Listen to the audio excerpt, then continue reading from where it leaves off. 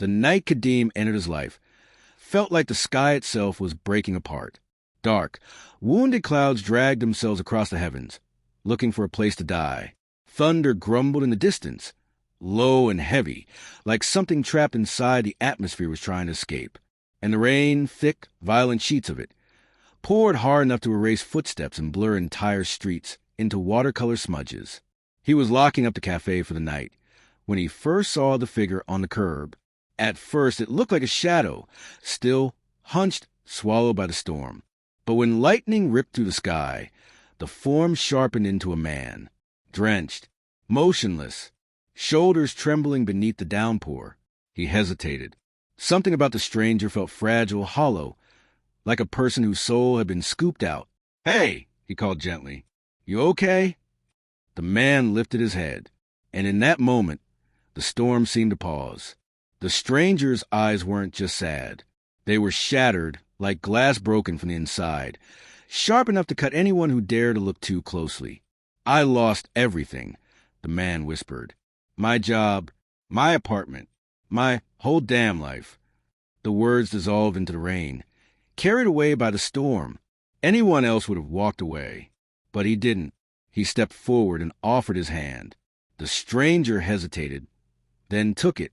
That was the beginning. A storm named Kadeem had just entered his life, and storms never leave the same way they arrive.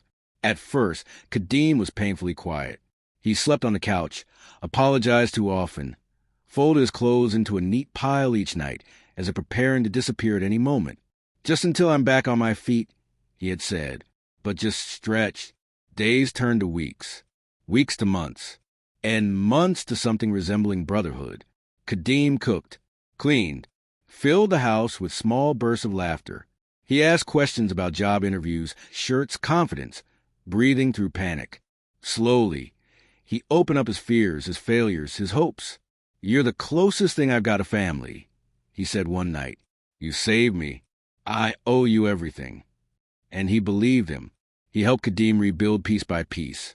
New clothes, interview practice, restless nights spent talking until dawn. When Kadeem finally got a steady job, he hugged him too tightly and whispered, "You'll never know what you've done for me. I won't forget." But shadows grow in places no one checks. Months later, when he received the biggest opportunity of his career, a life-changing promotion, he told Kadeem first, vibrating with excitement. Kadeem smiled, but the smile didn't reach his eyes. Something sharp flickered behind them. Jealousy, fear, possession, but he brushed it off. He shouldn't have. The next morning, he walked into work proud and hopeful, but his co-workers looked at him differently. Not excited, not happy, but with a strange mix of pity and unease. His boss called him in. The room felt colder than it should. "We've received some troubling information," his boss said. Then he turned the computer screen. A detailed report filled the page. Claims of poor leadership, fabricated errors, accusations of unethical behavior, a constructed history of instability. At the bottom was a signature. Kadeem, his handwriting, his words. The storm he sheltered was now ripping apart the roof above his head. His stomach dropped. His mouth went dry. Every heartbeat felt like a fist pounding on a locked door. By the time he returned home, the sky was eerily calm, like the storm had moved inside him. Kadeem was in the kitchen, humming softly while stirring a pot of pasta. "What happened?" he asked, turning around with a small, chilling smile. A smile that confirmed everything.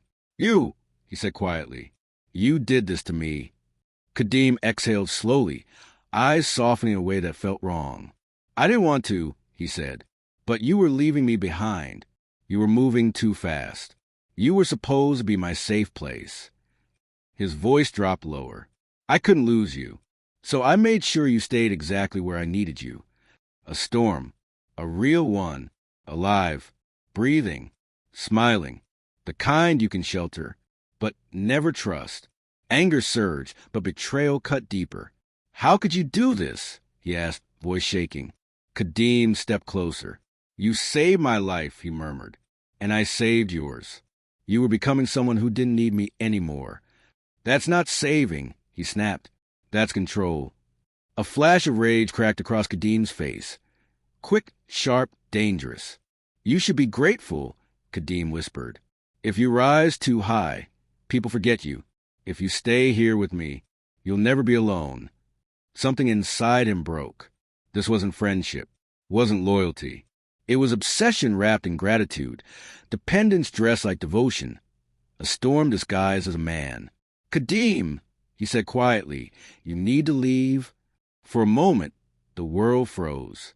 Then Kadeem laughed, a short, broken sound, sharp as shattered glass. "After everything I did," he whispered, "everything I sacrificed." He didn't attack, didn't scream, didn't beg. He simply walked to the door, and as he stepped out into the night, he said, "You'll miss me. Everyone always does." Then he was gone. The storm passed, but it left wreckage behind. Weeks followed, weeks of hell. Meetings, investigations, interviews, proof, counterproof, slow rebuilding. Piece by piece, the lies unraveled. Co-workers stepped forward. Screenshots were disproven. Digital evidence cracked open the inconsistencies. And eventually, the company cleared his name. He kept his job. He kept his future. But something else didn't survive. Trust. And on quiet nights, he still remembered Kadeem sitting in the rain, broken, desperate. He remembered Kadeem smiling while destroying him. Not every storm comes to cleanse. Some come to consume. But storms pass, even violent ones. And when they do, you rebuild, stronger, wiser, with walls you never had before. In the silence that followed, he realized something deeply true. You can save someone from drowning, but if they never learn how to breathe, they may still pull you under. A storm called Kadeem entered his life, but he survived it, and surviving a storm is its own kind of victory.